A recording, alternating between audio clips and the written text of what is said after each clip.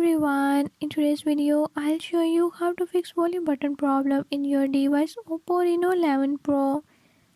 In this video I'm gonna share few tips that you can use to fix it. If you found these tips helpful, press the subscribe button and ring the notification bell. Make sure to watch complete video and learn how you can do it. Let's watch the video.